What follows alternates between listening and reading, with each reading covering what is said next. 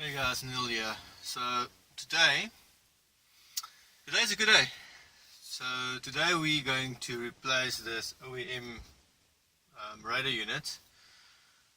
This is not a good radio. It feels plasticky, it feels cheap. The sound output is horrible on this thing. You might recall in the previous video we replaced the speakers in my bakkie as well.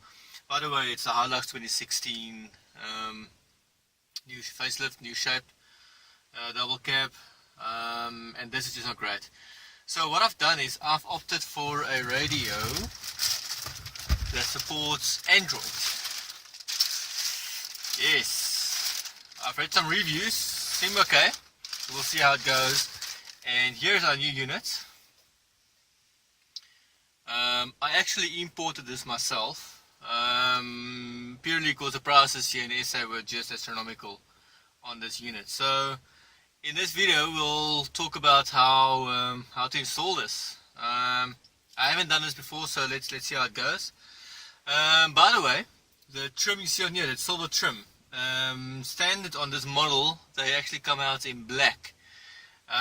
Bit of primer, bit of silver spray paint, and this looks really good. So if you want to try that, it's an easy, cheap and effective little upgrade to just brighten up the interior. I don't like speccing my vehicle ridiculously, but this is like, looks OEM, and that's where I'll stop. So with the radio, I don't want a normal aftermarket. I want something that looks OEM, looks stock, and this is what this unit is. For those interested, this is the Whitson S160. Go and check out and Google around this, what you can find. Right, so where do we start? We start by removing some trim. Not that hard. The first thing you want to do is you want to remove this panel over here by the speedos. I hope you guys can see. I've got a freaking camera phone. I don't yet have a GoPro, so we'll have to make do. Removing this little clock trim is easy. It's just two little screws on top, which I hope you guys can see. Lower your steering wheel so you've got space to work, and then just take a basic screwdriver that can fit in there and just unscrew that. It's two plastic screws, don't strip it. Don't strip it. Once you've done that, this panel pulls forward from the speed dials back towards you. Don't force it as well. Just take it easy. There we go. Starting to come loose. There we go. It's loose. And then you can move it out just towards the right. Get it out of your way. There we have one speedometer type panel. Alright, our next piece of trim that's going to be removed is this newly painted silver trim over here. You just gently pull this backwards as well. And as you go down the dash, you just need to gently remove it.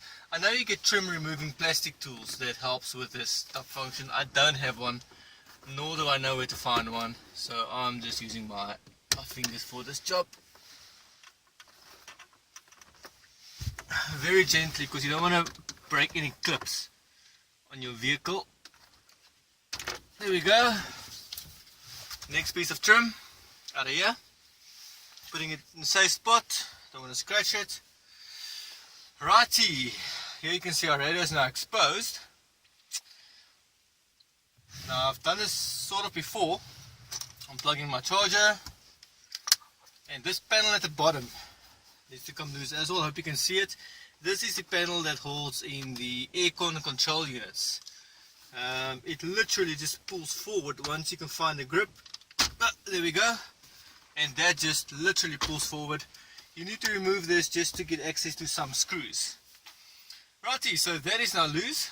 The next thing you want to do is, I'm going to try and tilt the camera a little bit, is you want to also, you'll need to remove your dash, the little top part here. And even this just pulls out like that. Fairly simple. There we go. Top part of the dash removed, and this will give you some much needed access to the back here of the radio. Alright, now before we tamper on this piece of trim over here, there are 4 screws that you might need to consider. There's one here on top, another one on this side, one at the bottom here, and one on the right here. You'll need to loosen those, otherwise you will not get your radio free. I've actually got a little extension tool. It's a little 10mm socket that you can use for that. Let me get that. What's this? Little 10mm socket. And here we go.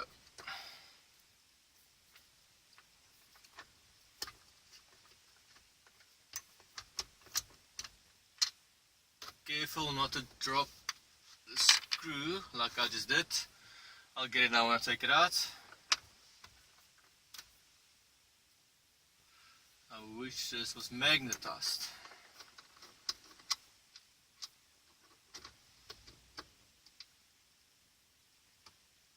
Here we go. Putting this in a safe spot.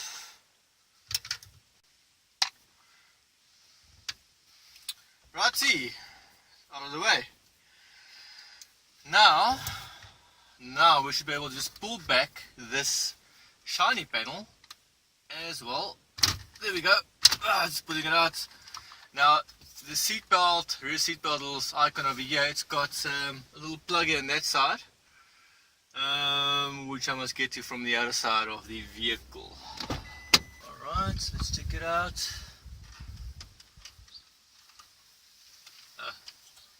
Here's a little screw, don't want to lose that. There we go, that plug is out. Now you can gently pull your radio forward, and there you can see your radio with your standard little plugs. Okay,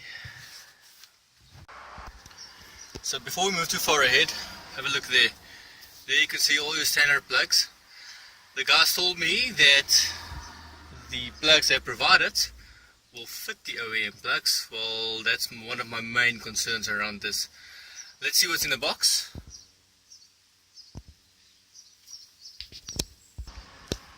So in the box I have provided some wiring. This looks like it could fit in standard plugs. Let's see how it goes, guys. Alright. Okay, I've removed the radio. I'll just pull those out, and on the radio here we can see little screws holding that in place. That side as well. Have to undo those now.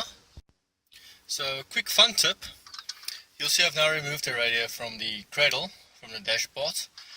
You want to just loosen these metal arms a little bit on the screws over there, because that allows it to tilt backwards and forwards. And if you see the little pins sticking out, those hold the previous OEM radio in place, so you can't actually pull that forward. You have to loosen that a little bit first. Right. So some good news, the bracket that was holding our previous radio in place fits perfectly on the new radio. The little pins that was used in the old radio don't seem to have a slot on here though. I don't see that being a massive problem. Before I formally fit this thing though, I do want to test the plugs, because if those don't line up, then all this is pretty pointless and I'll have to do more investigation. So I thought the easiest way to test the plugs is to try and marry up what we have in the box to our OEM plugs. Okay, here we go. Right, this one looks like it's going here. One down.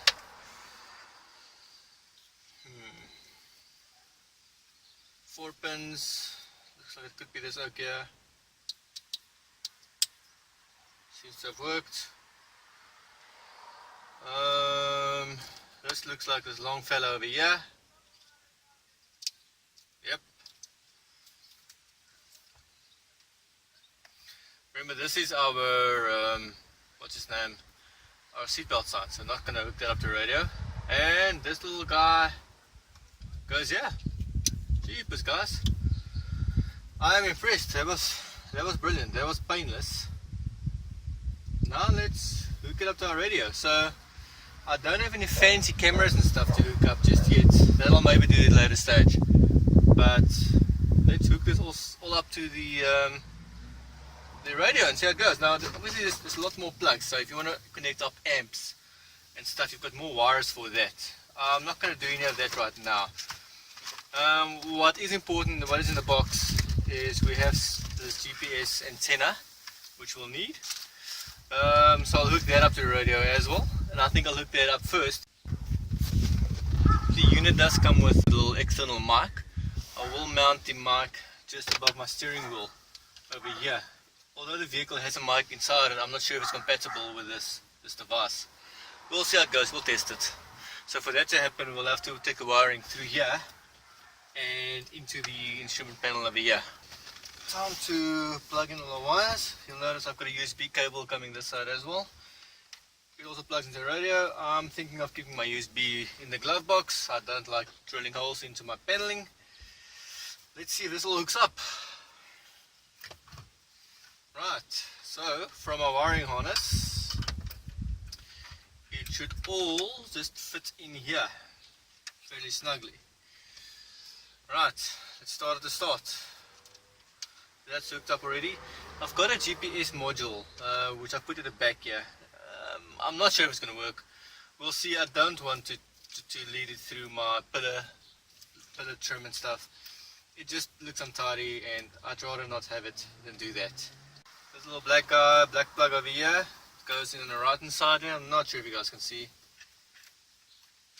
That's hooked in.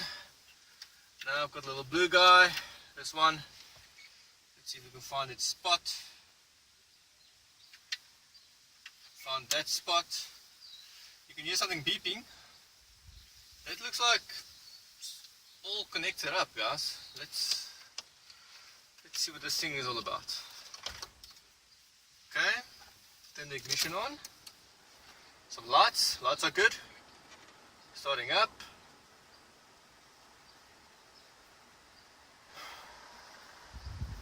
My main concern here is that the steering controls won't work. So that's one of the first things I'd like to check and test to make sure that's fine. Looks good though, it looks like an OEM unit.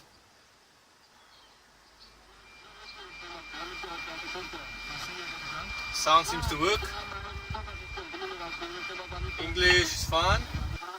Okay, well it seems to work. Let's go back. Navigation, we can exit. Let's turn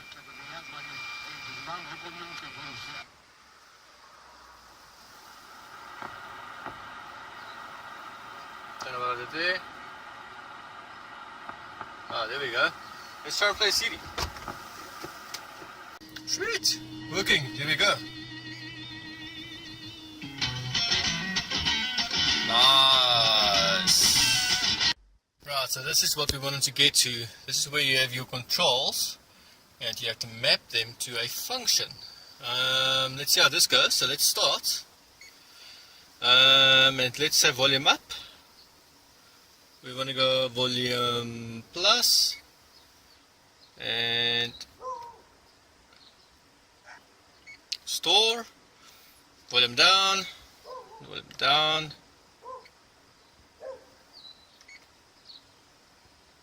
Be picking up my signals. I'll keep you guys posted on my video later on. Check the comments. Thank you for watching. Cheers.